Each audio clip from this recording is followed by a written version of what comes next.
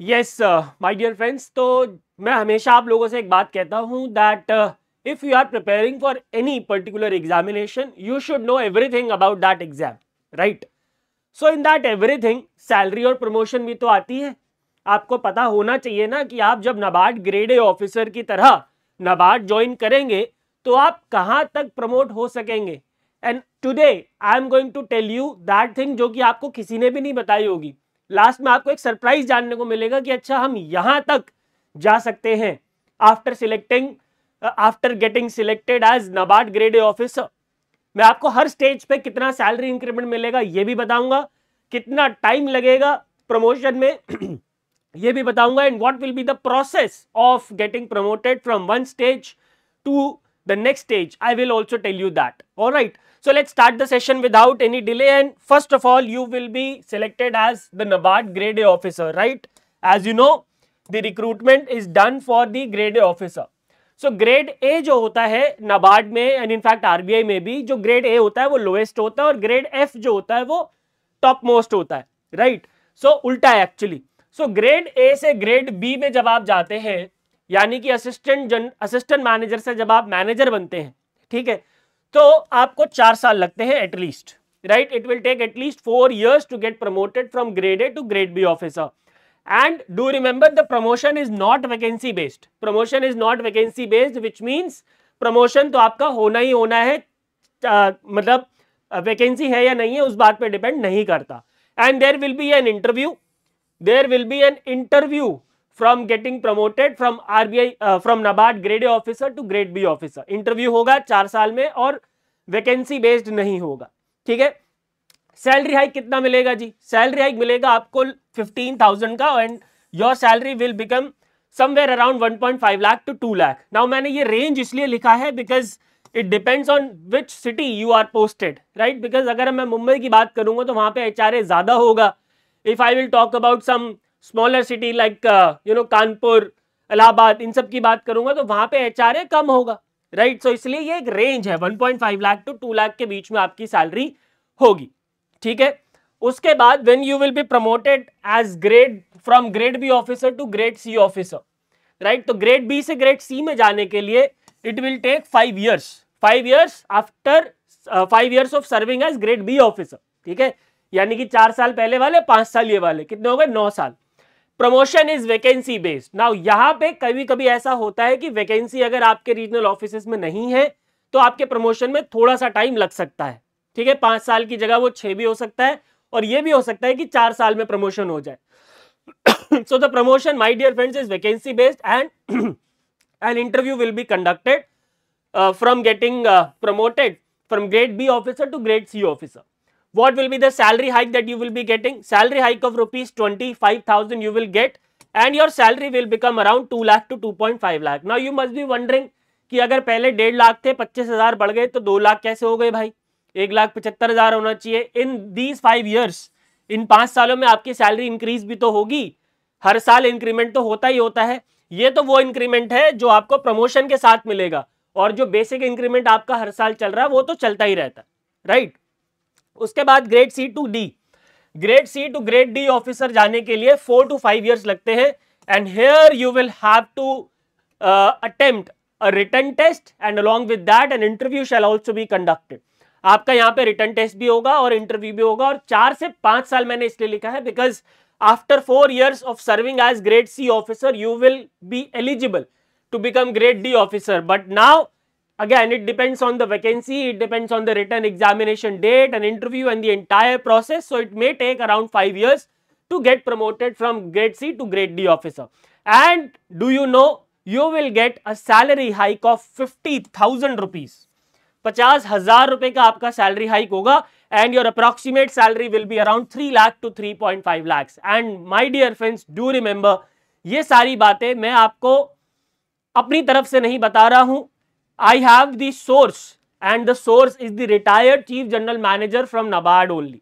ठीक है, उनसे मैंने जानकारी ली है ये सारी, तब मैं आपको बता रहा हूं. ना ही मैंने कहीं इंटरनेट से निकाला है, ना ही गूगल किया है, ना ही NABARD की वेबसाइट से, कहीं से नहीं.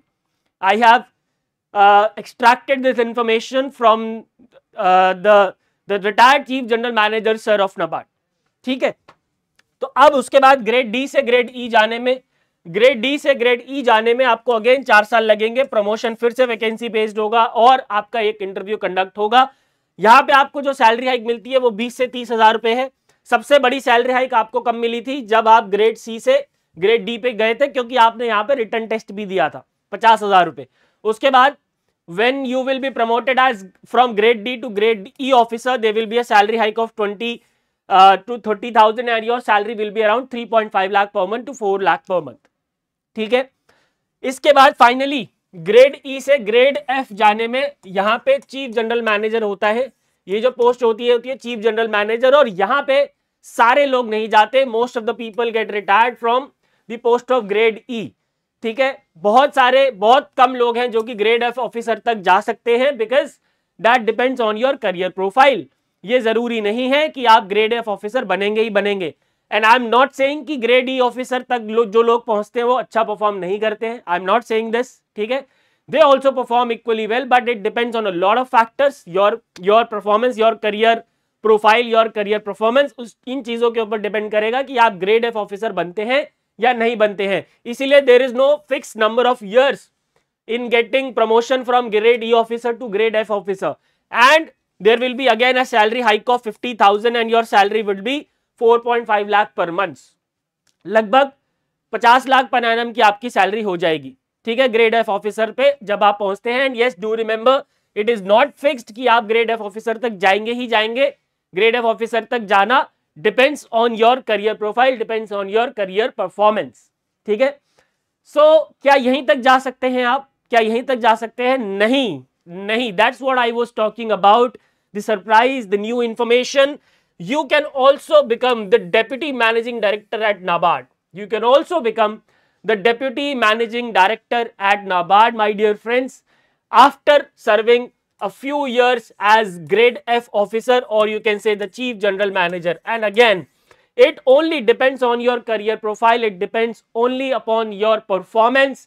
It depends only जैसा आपने परफॉर्म किया है NABARD में, उसके ऊपर डिपेंड करेगा। Because you can see here, the deputy managing director in NABARD is appointed by the government, and government तक आपकी परफॉर्मेंस पहुंची है या नहीं पहुंची है। आपका परफॉर्मेंस, मैं ये नहीं कह रहा कि आपको चापलूसी करनी है किसी की। देखो, एक बात ध्यान रखना, whenever you serve, whenever you work in a government organization or maybe an autonomous organization under the government of India, आपको चापलूसी करने की जरूरत नहीं है।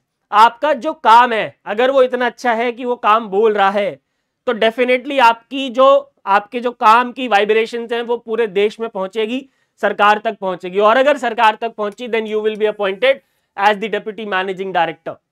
ठीक है, क्या यहीं तक जा सकते हैं एक NABARD grade A officer? No my dear friends, इसके ऊपर भी एक पोस्ट है जहां तक आप जा सकते हैं। और यस, ये वाली चीज मैं आपसे बताना चाह रहा था, that you can also be appointed as the chairperson of NABARD। Chairperson of NABARD तक आप जा सकते हैं from just grade A officer. आप इमेजिन करो कि आपको एक छोटा सा एग्जाम निकालना है और उसके बाद आप चेयरपर्सन NABARD बन सकते हैं। और ये इतना आसान नहीं है। ऐसा नहीं है कि आपने एग्जाम निकाल लिया तो अब आप चेयरपर्सन बनेंगे ही बनेंगे। भाई, चेयरपर्सन तो एक ही होता है ना।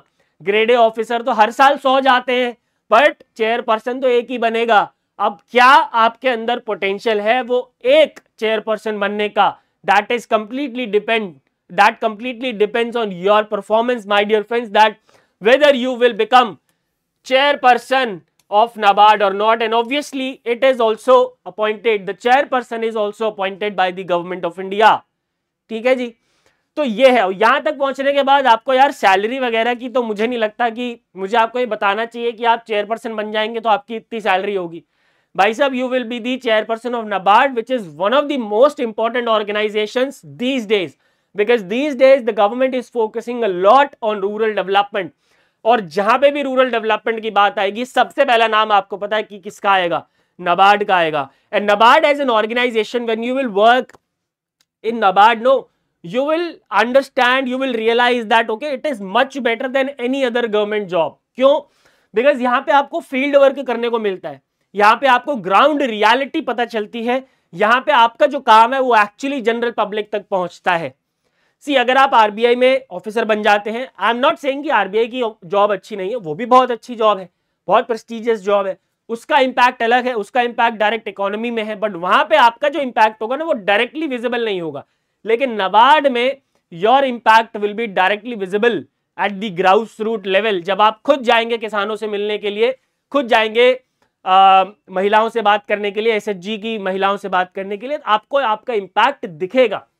ठीक है, तो भैया ये थी प्रमोशन की कहानी। आई होप प्रमोशन क्लियर है। तो चेयरपर्सन अगर नाबार्ड का बनना है तो सिर्फ आपको एक एग्जाम निकालना है और उसके बाद थ्रू आउट योर करियर अच्छा परफॉर्म करना है।